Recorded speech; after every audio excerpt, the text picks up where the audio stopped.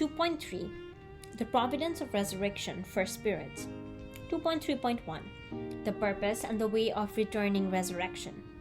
According to the principle of creation, the growth of the human spirit requires two kinds of nourishment: life elements received from God and vitality elements received to give and take action with the physical self. Spirits can neither grow nor be resurrected apart from a physical self. Consequently, the spirits of people who died before they could reach perfection during their earthly life can be resurrected only by returning to earth and completing their unaccomplished responsibility through cooperation with earthly people. By assisting people of faith living on the earth to fulfill their missions, the Spirit may complete their missions at the same time. Herein lies the meaning behind the verse which foretold that in the last days the Lord will come with his holy myriads.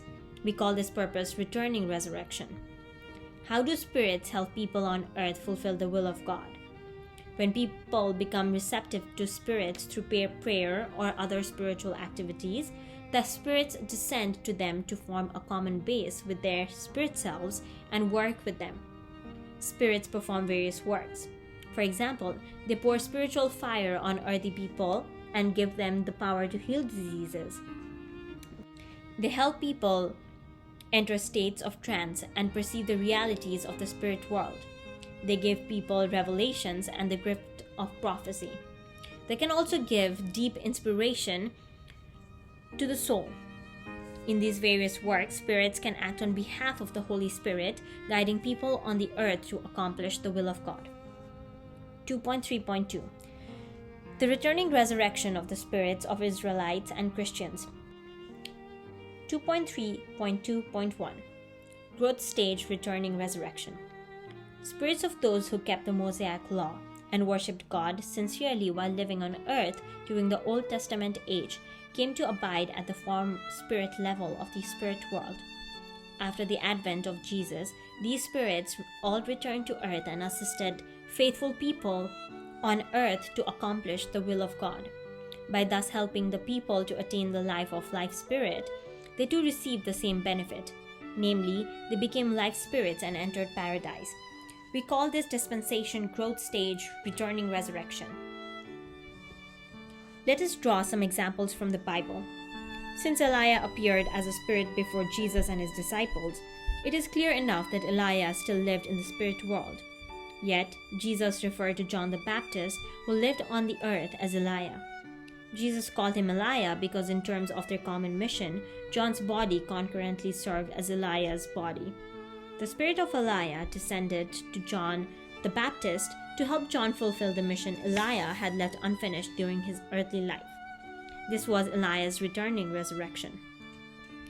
It is recorded in the Bible that when Jesus died on the cross, many bodies of the saints rose from the tombs. This verse does not mean that these saints' decayed bodies were regenerated, enabling them to rise up in the flesh. Rather, it describes the spiritual phenomenon of returning resurrection.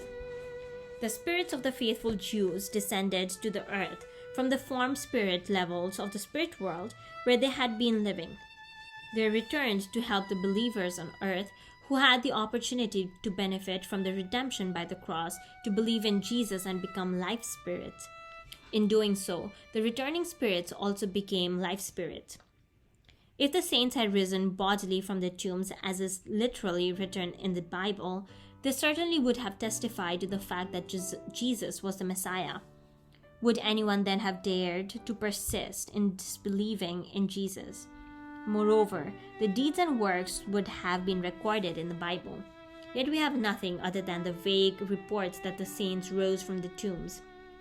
This was a fleeting spiritual phenomenon, perceptible only to those believers whose spiritual senses were open. Compared to paradise, which people could enter by virtue of the redemption by Jesus' crucifixion, the region of the spirit world where the spirits of the Old Testament saints were staying was relatively dark and miserable. Thus, it was called a tomb. 2.3.2.2 Completion stage returning resurrection. The spirits of people who believed in Jesus while they lived on earth during the New Testament age became life spirits and entered paradise after death.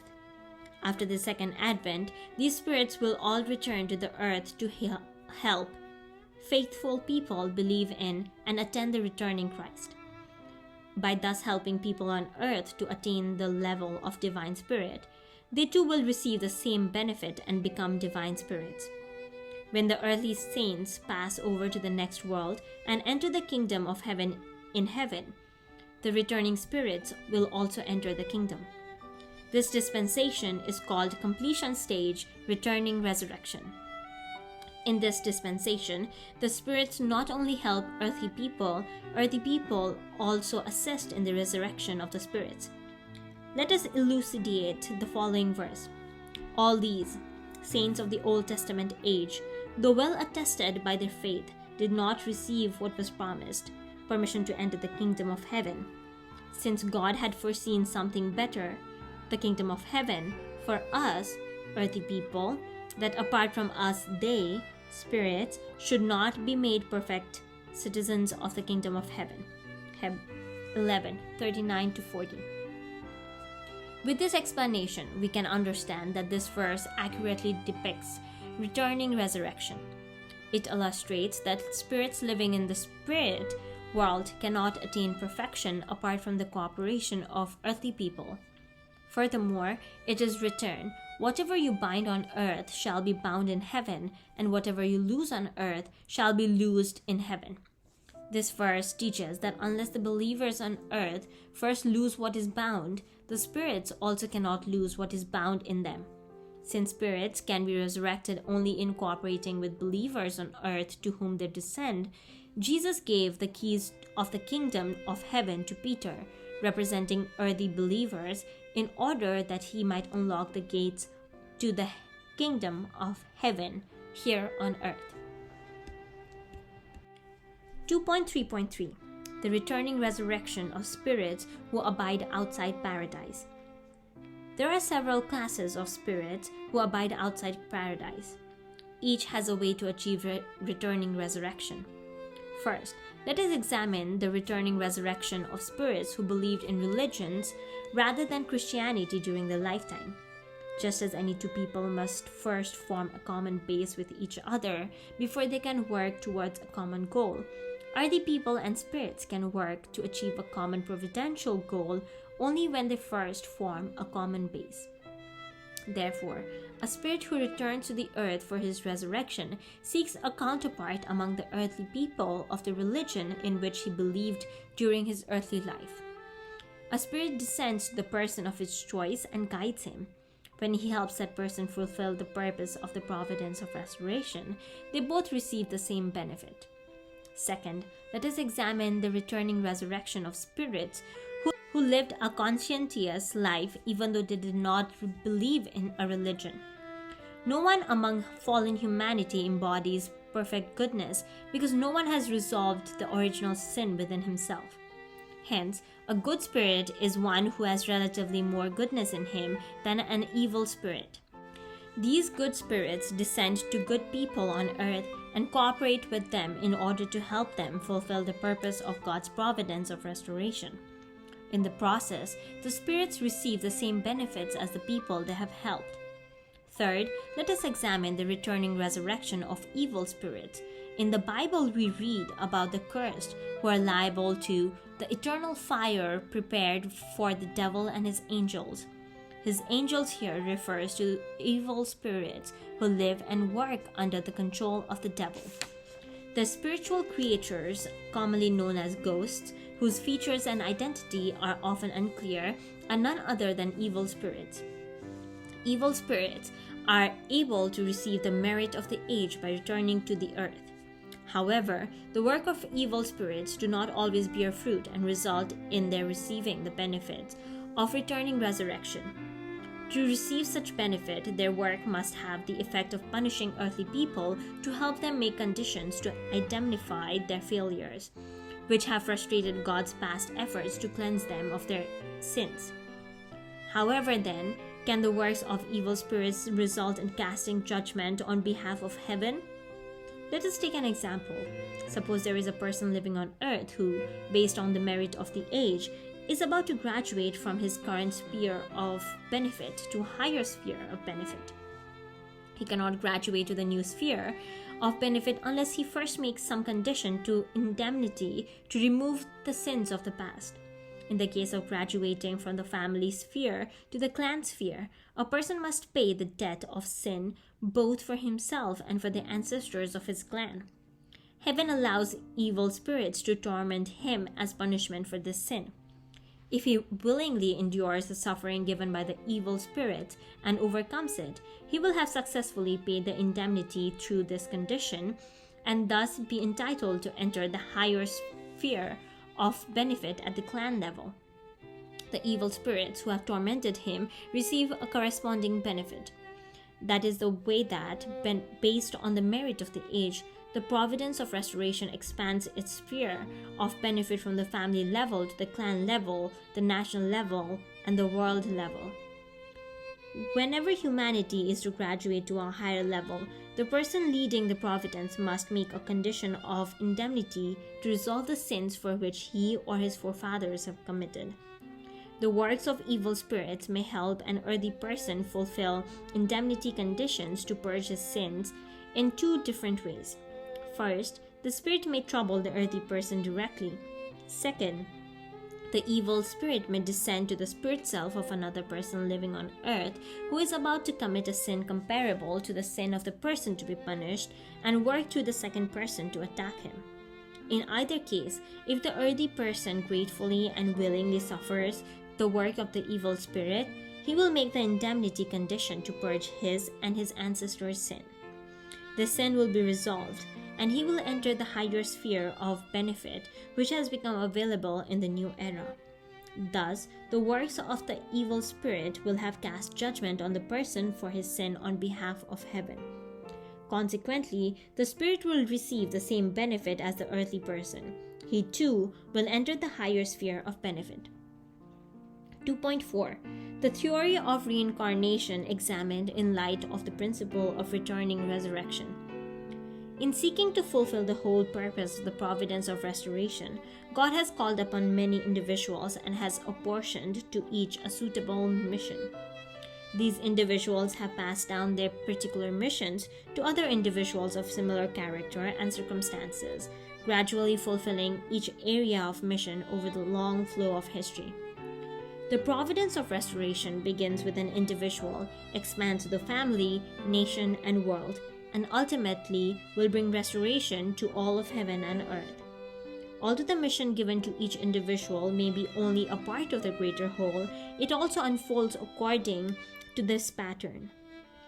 Each mission begins at the individual level and expands its scope to the family, nation, and world level. To take an example from the Bible, the mission begun with Abraham at the individual and family levels was passed down to Moses at the national level and to Jesus at the worldwide level. Spirits who could not complete their missions during their earthly life must return to people on earth who share the same type of mission as they had during their lifetime. When a spirit assists an earthly person to fulfill God's will, the person will fulfill not only his own mission, but also the mission of the spirit who had helped him. Hence, from the standpoint of mission, the physical self of the person concurrently serves as the physical self of the spirit. In a sense, he is the second coming of the spirit. Hence, he may sometimes be called by the spirit's name and appear to be the reincarnation of that spirit.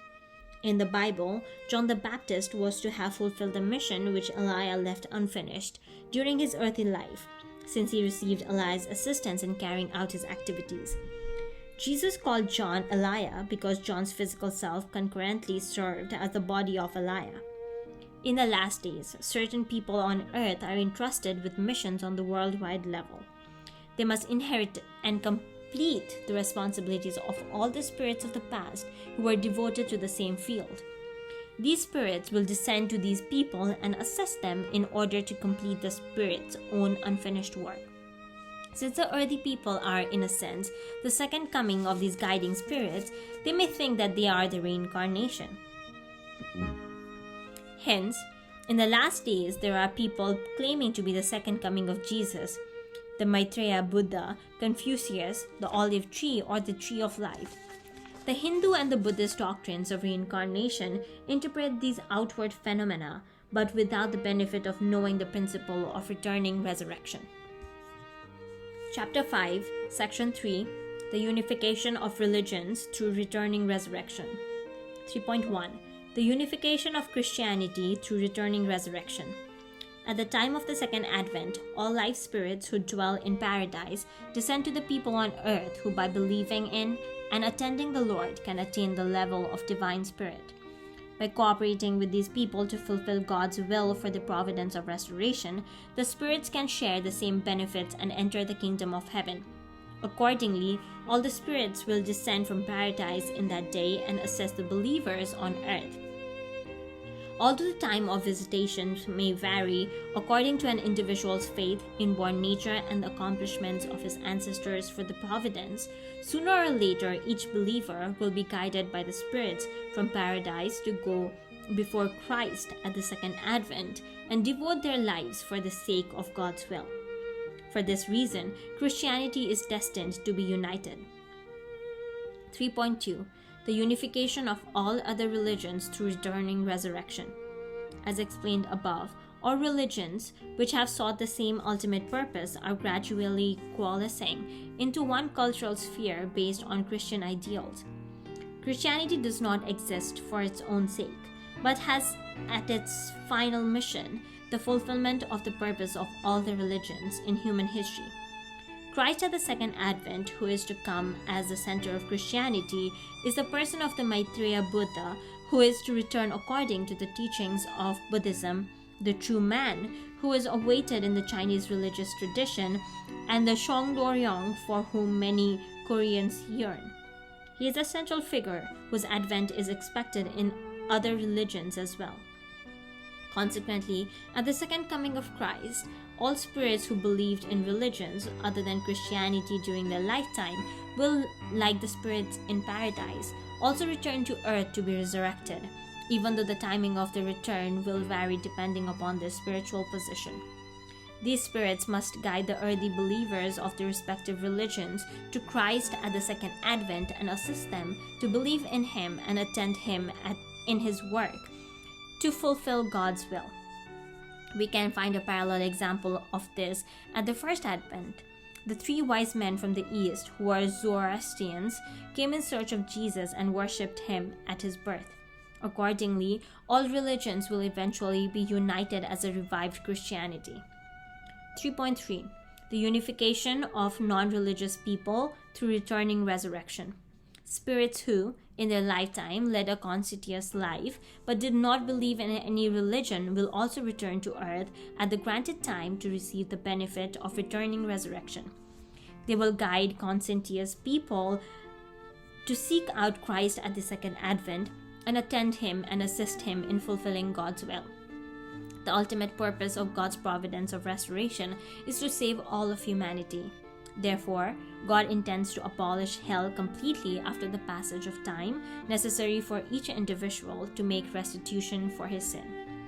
If hell were to remain eternally in the world where God's purpose of goodness is fulfilled, it would contradict the perfection of God, His ideal, and His providence of restoration. Even fallen parents cannot feel joyful when one of their children is unhappy. Is this not even more true for God, our heavenly parent? It is written, "The Lord is forbearing toward you, not wishing that any should perish, but that all should reach repentance." Accordingly, hell cannot remain forever. No trace of hell will remain in the ideal world, which is fulfillment of God's deepest desires. In the last days, when the time is ripe, evil spirits will descend to evil people on earth of the same spiritual level and assist them to accomplish God's will. Indeed, even the demons testified that Jesus was the Son of God.